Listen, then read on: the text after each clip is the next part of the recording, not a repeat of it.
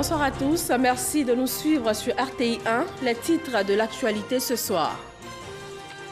Le Premier ministre Amadou Gon Coulibaly a reçu une délégation d'entrepreneurs turcs intéressés par la construction d'un parc d'exposition et d'un centre intégré de rencontres internationales ici à Abidjan.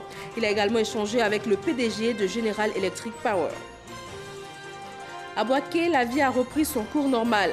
La circulation des personnes et des véhicules est possible depuis l'intervention des forces de l'ordre. Des démobilisés manifestaient depuis hier, bloquant le corridor à l'entrée principale de la ville. Une rumeur fait état de la présence et de la commercialisation de riz en plastique provenant de la Chine sur le marché ivoirien. Archi faux selon le ministère du Commerce. Ce riz n'est jamais entré en Côte d'Ivoire et n'y est donc pas commercialisé. 22 morts, 59 blessés, bilan toujours provisoire de l'attentat suicide de Manchester en Angleterre. La police a identifié l'auteur comme un jeune homme de 22 ans, un kamikaze qui s'est fait exploser à la sortie d'un concert. Merci de suivre ce journal sur RTI 1. Les travaux des 52e Assemblées annuelles de la Banque africaine de développement ont démarré ce mardi en Inde. Le vice-président Daniel Kablan-Duncan représente sur place le chef de l'État. Transformer l'agriculture pour créer de la richesse en Afrique, c'est le thème retenu pour cette édition 2017. En marge du programme officiel, Daniel Kablan-Duncan a eu plusieurs rencontres. Il a notamment été reçu par le Premier ministre indien, Awa Touré. Le vice-président de la République, Daniel Kablan-Duncan, et le Premier ministre indien, Narendra Modi, ont fait un large tour d'horizon de la coopération entre la Côte d'Ivoire et l'Inde. L'occasion aussi de faire le point sur la mise en œuvre des programmes d'investissement. Cette relation qui est importante et qui a connu une accélération. À titre d'exemple, nous avions des échanges commerciaux qui étaient à 358 millions donc, de dollars et qui sont passés à 850 millions de dollars. Vous voyez donc l'évolution. Et nous avons évoqué ensemble qu'il y a une possibilité de voir doubler, pourquoi pas tripler ces éléments-là. Je pense que les choses ont changé radicalement ces derniers temps avec le passage, vous vous rappelez donc la visite du président indien en Côte d'Ivoire, mais aussi l'installation de l'Exim Bank de l'Inde. Son bureau maintenant est à Abidjan, couvre la Côte d'Ivoire et d'autres pays, et qui fait que nous avons une accélération au niveau donc des institutions donc des dossiers. Les besoins sont là et je pense que cette coopération peut permettre de faire face à la situation. Nous allons rencontrer des hommes d'affaires de cette région, Gujarat, notamment dans le domaine TIC, des technologies de l'information et de la communication, pour être beaucoup plus large, mais aussi dans le domaine des médicaments génériques, qui est important. Mais un autre domaine qui est important, c'est le domaine agricole. Disons que la conservation des produits agricoles, mais aussi la transformation des produits agricoles. On doit pouvoir accélérer les différents dossiers qui sont déjà en cours, mais aussi dans les secteurs que je vous ai indiqués, il y a de nouveaux dossiers que la Côte d'Ivoire va introduire. Il a indiqué donc la disponibilité, disons, de l'Inde de manière globale, et notamment de l'Exim Bank de l'Inde, qui est leur instrument financier, à examiner ces dossiers de manière à ce qu'on aille de l'avant. Le vice-président a également échangé avec le ministre en chef résident de l'État de Gujarat, Vijay Rupani, sur les opportunités d'investissement en Côte d'Ivoire, notamment dans le domaine de l'agriculture. Ici en Côte d'Ivoire, le Premier ministre a reçu hier lundi une délégation d'entrepreneurs turcs intéressés par la construction d'un parc d'exposition et d'un centre intégré de rencontres internationales à Abidjan. Amadou Gon Coulibaly a ensuite échangé avec le premier responsable du géant américain General Electric Power, Lansine Bakayoko, pour le point de ces deux rencontres. À l'occasion de la visite officielle du président Recep Tayyip Erdogan à Abidjan, 9 accords de coopération avaient été signés entre la Côte d'Ivoire et la Turquie.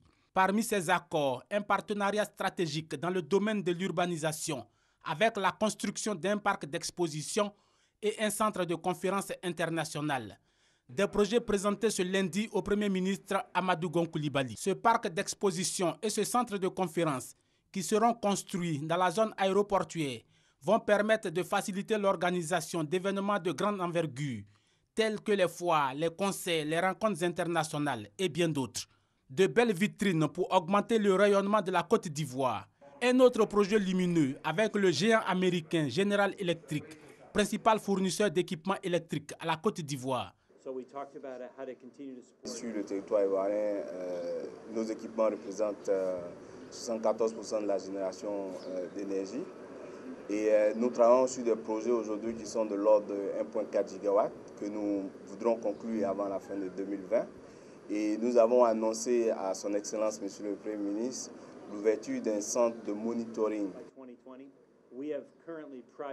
Ce centre de monitoring qui devrait irriguer toute la région arrive à un moment où Abidjan ambitionne d'être le hub énergétique et la plaque tournante de l'innovation en Afrique de l'Ouest. À Boaké, les forces de l'ordre ont mis fin ce matin à la manifestation des ex-combattants démobilisés. Ces derniers occupaient depuis hier le corridor à l'entrée principale de la ville, empêchant la circulation des personnes et des véhicules. Des sources médicales et sécuritaires, le bilan provisoire de l'opération menée par les forces de l'ordre fait état de 3 morts et des blessés. Kader Sogodogo. Corridor Sud, porte d'accès principale à la ville de Boaké. Des ex-combattants bloquent toute circulation. Ils exigent le règlement d'un chapelet de revendications soumis au gouvernement. Après l'échec d'environ 20 heures de négociations pour un dénouement pacifique, les forces de défense et de sécurité ont dû intervenir pour la libération de ce corridor. Pour un retour au calme total, le président de l'association des démobilisés, depuis le centre hospitalier universitaire de Boaké, lance un appel. Je demande à tous les ex-combattants de s'asseoir tous sortes de marches sur toute l'étendue du territoire et de ne même pas chercher à faire quoi que ce soit. Chacun rentre chez lui tranquillement. Cette intervention s'est faite avec un renfort de la police nationale, de la gendarmerie nationale et des forces armées de Côte d'Ivoire qui vont continuer la sécurisation de la ville de Boaké. Un communiqué pour poursuivre cette édition. Le lundi 22 mai 2017, des collectifs de démobilisés ont appelé à manifester dans quelques localités. À Boaké, des centaines de démobilisés ont occupé le corridor sud le lundi aux alentours de 14 h, bloquant la circulation sur la voie internationale. De longues files de camions de transport de marchandises et des cars sont restés bloqués à l'entrée de la ville. Plusieurs tentatives de négociation ont été rejetées par les manifestants qui ont bloqué le corridor jusqu'au mardi matin. En vue de permettre la reprise normale du trafic, la circulation des biens et des personnes, les forces de sécurité ont déployé les moyens conventionnels afin de maintenir l'ordre ce mardi matin. Cependant, certains des manifestants armés ont dégoupillé une grenade offensive qui a explosé en leur sein. Le bilan à cette heure est de 3 personnes décédées suite à l'éclat des fragments de grenade, 14 blessés, dont 4 cas graves. Du côté des forces de l'ordre, 3 éléments de la gendarmerie et 2 éléments de la police ont été blessés par des projectiles. Le gouvernement présente ses condoléances aux familles des personnes décédées et rassure que tout est mis en œuvre pour la prise en charge des blessés. Le gouvernement appelle au calme et invite nos concitoyens à poser leurs préoccupations aux autorités dans le calme et dans le respect des lois. Fait à Abidjan le 23 mai 2017 et c'est signé le ministre d'État, ministre de l'Intérieur et de la Sécurité, Ahmed Bakayoko. À présent, un communiqué du commissaire du gouvernement. À l'occasion de la mutinerie survenue du 12 au 16 mai 2017, des militaires ont emporté des armes de guerre qui étaient entreposées dans une villa appartenant à M. Kamaraté Souleymane et servant de lieu d'habitation à la mère de celui-ci. Le commissaire du gouvernement rappelle que la détention ou l'entreposage d'armes de première catégorie sont constitutifs d'infractions pénales prévues et punies par les articles 3, 5, 13 et 14 de la loi numéro 98-749 du 23 décembre 1998 portant répression des infractions à la réglementation de certaines munitions et substances explosives et le décret numéro 99-183 du 24 février 1999 portant réglementation des armes et munitions. Tout militaire appréhendé en possession de telles armes ne constituant pas sa dotation légale sera radié des effectifs sans préjudice des sanctions pénales encourues allant d'une peine d'emprisonnement de 10 à 20 ans et d'une amende de 500 000 à 10 millions de francs CFA. Le commissaire du gouvernement invite en conséquence tous les militaires détenant des armes qui ne sont pas leur dotation à les déposer auprès des commandants de régions militaires d'Abidjan, Boaké, Daloa et Korogo avant le mercredi 31 mai 2017, délai de rigueur. Fait à Abidjan le 23 mai 2017, signé le commissaire du gouvernement. Le ministre de l'Agriculture et du Développement rural était en Afrique du Sud en sa qualité de président de la conférence régionale Afrique des ministres de l'Agriculture de la FAO. Mamadou Sangafoa Coulibaly y a fait le point des résolutions arrêtées par les États africains en vue du développement de l'agriculture sur le continent. Serge Collet.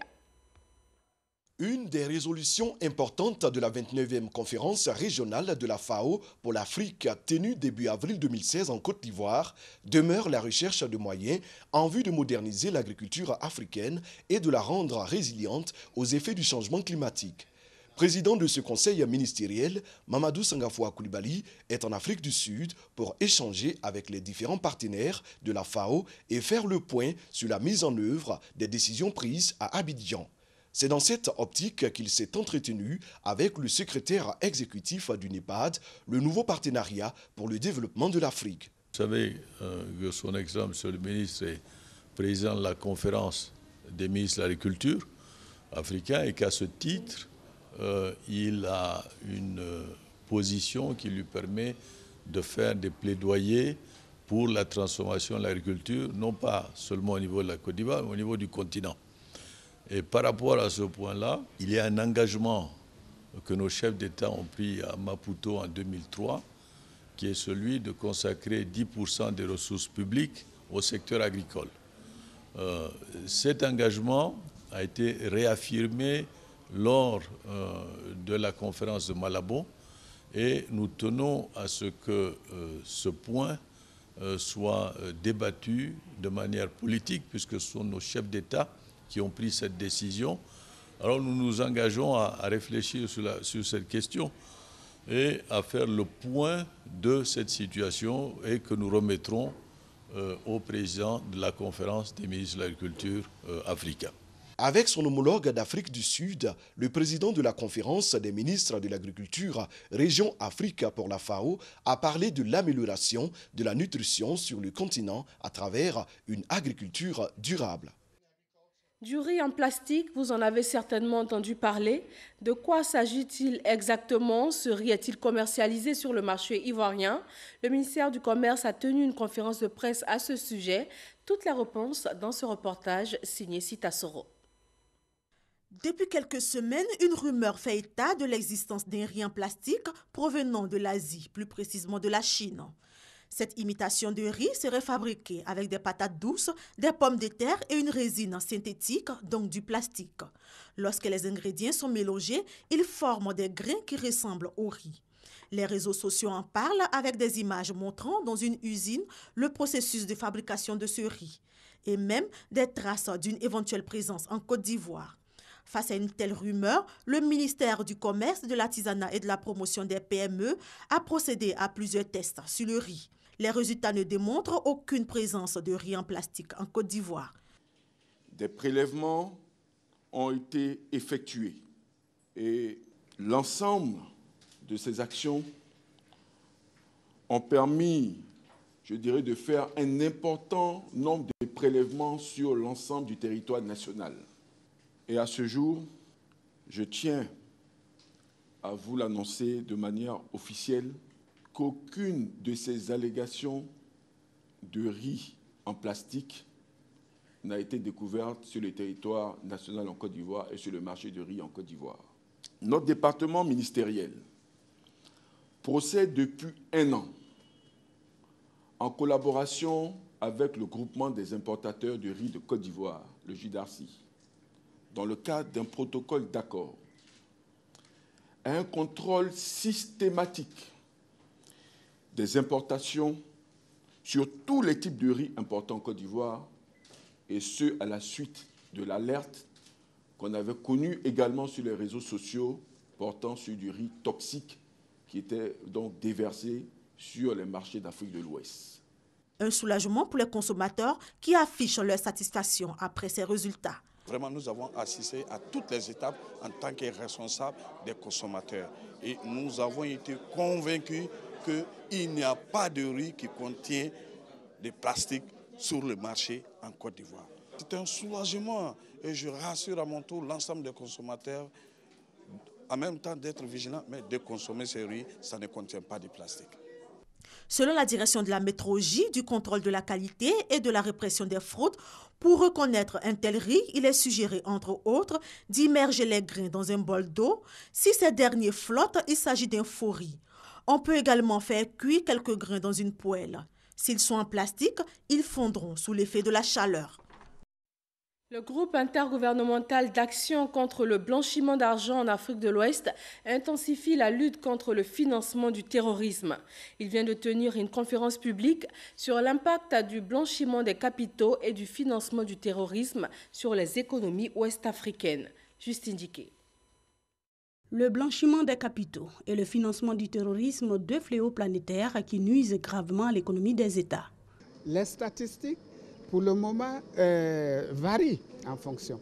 On estime à plus de, 500 milliards de francs CFA, ce qui équivaut à peu près à l'aide, de dollars, pardon, ce qui équivaut à l'aide que l'Afrique attend, notre région attend des institutions internationales.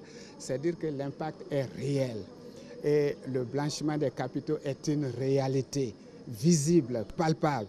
Cependant, la lutte engagée sur le plan international, régional et national connaît des avancées. Actuellement, la Côte d'Ivoire est sous le régime de suivi régulier accéléré, c'est-à-dire c'est la meilleure note au niveau de la région. Donc ça prouve que le pays est dans de bonnes dispositions, le dispositif est bon, mais il y a quand même quelques lacunes. Il y a quand même quelques lacunes au niveau réglementaire, il y a des textes qu'il faut encore voter, il y a la sensibilisation qui doit se poursuivre. C'est d'ailleurs pourquoi le groupe intergouvernemental d'action contre le blanchiment d'argent en Afrique de l'Ouest, JIABA, mobilise les parties prenantes ivoiriennes et le monde universitaire contre ces fléaux à travers une conférence publique et un concours interuniversitaire d'art oratoire sur la force et la contribution de la jeunesse à la lutte contre ces fléaux, mettant en compétition 8 étudiants de 8 universités des États membres du JIABA en vue de combler le déficit de connaissances sur le blanchiment des capitaux et le financement du terrorisme. Ce concours, dont la 3e édition se tient cette année, est une plateforme de promotion de la connaissance des dispositifs de la lutte contre le blanchiment des capitaux et le financement du terrorisme et d'échange d'idées sur des questions d'actualité. 10 millions de personnes en Côte d'Ivoire utilisent régulièrement Internet. 2 ans après le lancement de la maturité numérique dans le pays, l'ANSUT et le ministère de la Communication présentent un bilan. L'objectif est d'aller encore plus loin avec plus de 300 services visés d'ici 2020. Patricia Omoetia. Objectif 2020, plus de 300 services visés. Parfait outil d'amélioration de la gouvernance, la maturité numérique s'impose aux populations. Désormais, plus de perte de temps et d'énergie dans les administrations pour établir un acte administratif. Lorsque vous avez besoin de faire une demande pour une pièce d'identité, la CNI ou pour un passeport et autres, vous devez vous rendre dans un bureau. Aujourd'hui, c'est de faire en sorte que cette démarche-là, vous puissiez la faire à travers votre téléphone mobile ou un ordinateur simplement. Le projet e-Gouv a été lancé pour accélérer le développement des usagers. 2 ans après, quelques administrations, notamment l'éducation, la santé, l'emploi et le tourisme, sont touchés. L'objectif, c'est de dématérialiser la totalité de la relation entre l'administration et le citoyen. Nous en sommes capables, puisque l'inventaire a été fait de tous ces services. Je crois savoir qu'il y en a à peu près 300. À la fin de cette année, si le calcul a été bien fait, nous devrions être à 145.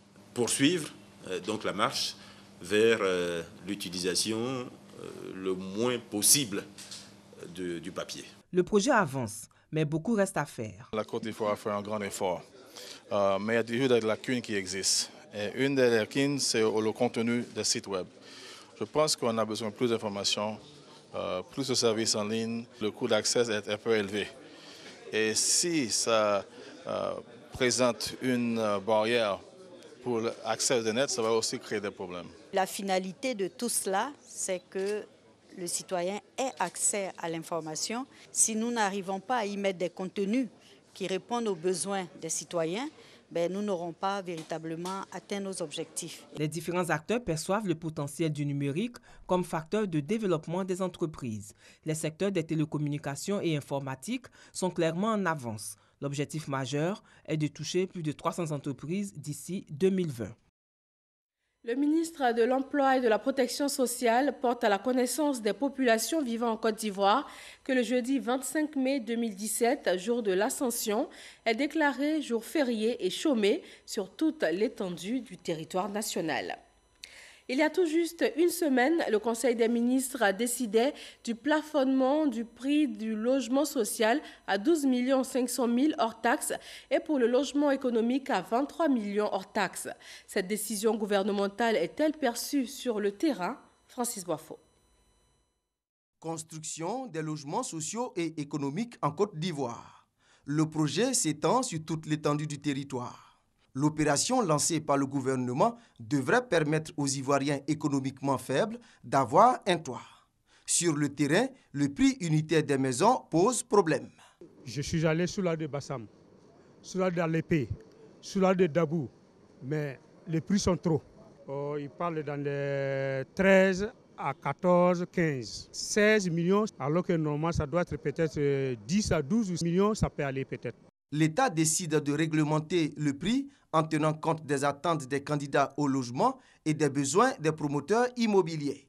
Ce décret fixe le prix maximum de vente des logements à caractère économique à 23 millions de francs CFA, hors taxes, et celui des logements à caractère social à 12 500 000 francs CFA, hors taxes. C'est des seuils qui sont fixés, en dessous desquels, évidemment, les constructeurs ou les promoteurs peuvent bénéficier de facilités fiscales. C'est un début de solution à l'accessibilité du logement social. Je salue très bien la mesure et j'ai pris que le gouvernement suive ça à la lettre.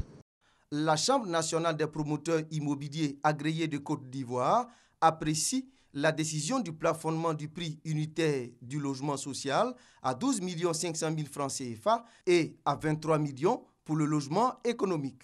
Au-delà de la prise de ce décret par l'État que nous trouvons vraiment salutaire, il faut maintenant que les clients ou les futurs clients puissent avoir des crédits auprès des banques.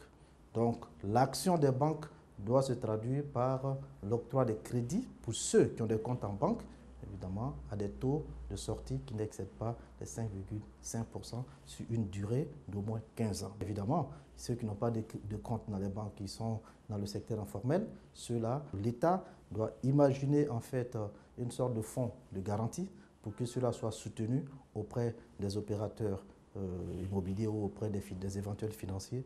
La deuxième phase maintenant, c'est de permettre à ce que l'offre et la demande se suivent en permettant la production massive de logements, en permettant aux promoteurs constructeurs d'industrialiser la chaîne de production tout en incitant les investisseurs à venir investir avec les promoteurs locaux pour que nous puissions satisfaire la demande.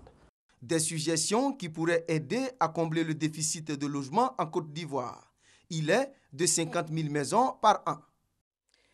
Journée internationale de lutte contre les fistules obstétricales, une maladie invalidante qui se manifeste par des fuites incontrôlées des selles et de l'urine après un accouchement qui s'est mal déroulé.